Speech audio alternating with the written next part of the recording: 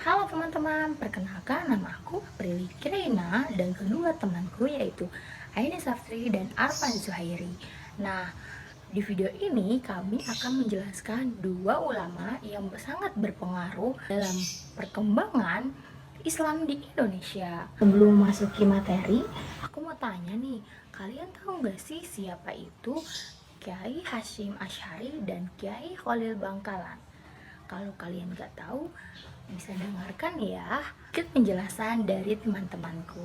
Nah, yang pertama akan disampaikan oleh Aini tentang biografi dan pemikiran Syekh Hasyim Asy'ari. Halo teman-teman semuanya, di sini saya akan membacakan tentang Kiai Haji Hasyim Asy'ari. Kiai Haji Hasyim Asy'ari adalah seorang ulama, pejuang, dan penerima gelar pahlawan nasional. Beliau lahir pada tanggal 10 April 1875 di Desa Gedang, Kecamatan Diwek, Kabupaten Jombang, Jawa Timur pada tanggal 4 Rabiul Awal 1292 Hijriah.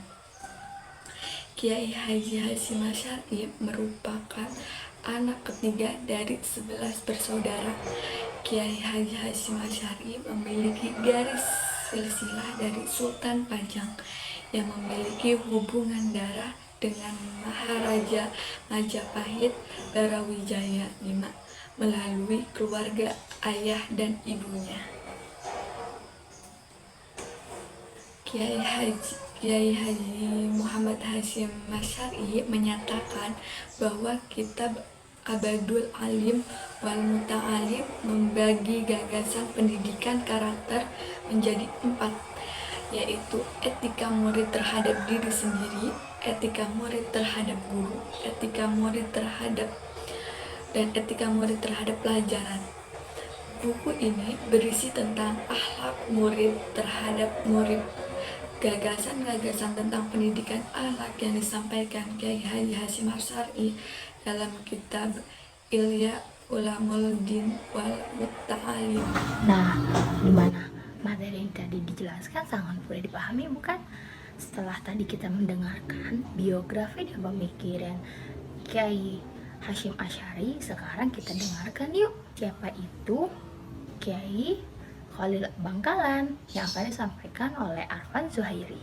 Saya di sini akan melanjutkan penjelasan tentang Syekh Khalil Bangkalan Madura. Nah, siapa sih Syekh Khalil Bangkalan Madura itu?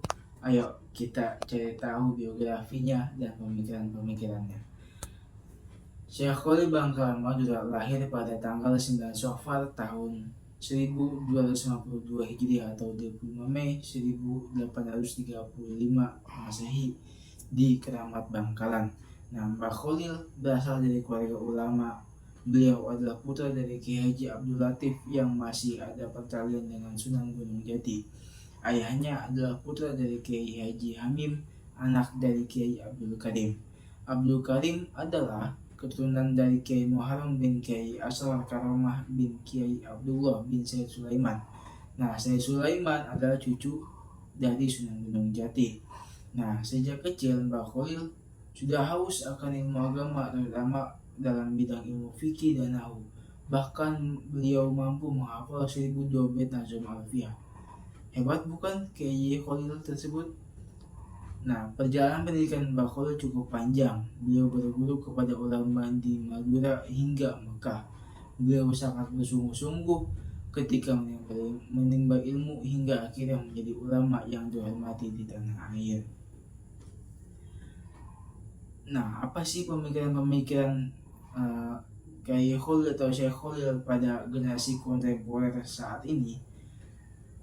Nah, pemikiran pendidikan Kiai Haji Khalil bahwa ada beberapa konsepsi pendidikan Islam Kiai Khalil yang cocok dan masih diperlukan dalam mendidik generasi kontemporer seperti kita ini.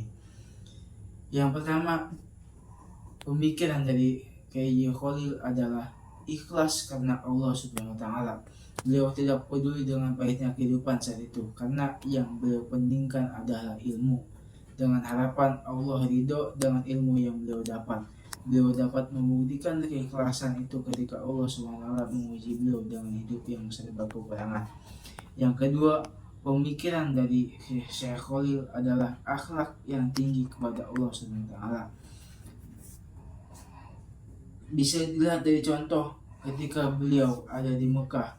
Beliau ketika itu mau buang hajat, tetapi beliau malu karena tidak pantas membuang hajat di tanah yang haram, tanah Mekah itu. Dan yang ketiga, pemikiran Syekh Khalil adalah cinta, hormat, dan patuh kepada guru. Tentunya setelah memilih guru yang layak. Apapun beliau berikan kepada guru untuk membantu dan membuat guru ridho. Di hadapan guru, beliau siap sedia untuk diperintah melebihi budak di hadapan tuannya. Jangankan harta, nyawa pun siap dipertaruhkan untuk guru. Pemikiran yang keempat, mencintai ilmu sehingga beliau rajin belajar dan tidak kenal tempat dan waktu, bahkan sampai ke luar negeri. Nah, dari 4 hal tersebut, kalau kita gabungkan, Syekh Khalil berhasil mendapatkan ilmu yang banyak dan barokah. Dan semua itu kemudian mengantarkan beliau mendapat derajat yang tinggi di sisi Allah, yaitu sebagai ulama dan waliullah atau wali Allah. Begitulah biografi dan sedikit singkat pemikiran Syekh Khalil yang bisa saya jelaskan. Mudah-mudahan bermanfaat bagi kita semua, khususnya bagi diri saya sendiri. Nah, gimana nih penjelasan tentang Syekh Khalil Bangkalan? Sangat mudah dipahami bukan? Kesimpulan dari video ini yaitu dua ulama yang sangat berpengaruh besar dalam perkembangan umat Islam di Indonesia. Walaupun beberapa pemikirannya itu berbeda, tetapi memiliki tujuan yang sama, yaitu ingin menciptakan umat Islam yang berakhlak baik. Sekian sedikit penjelasan dari kami. Wassalamualaikum warahmatullahi wabarakatuh.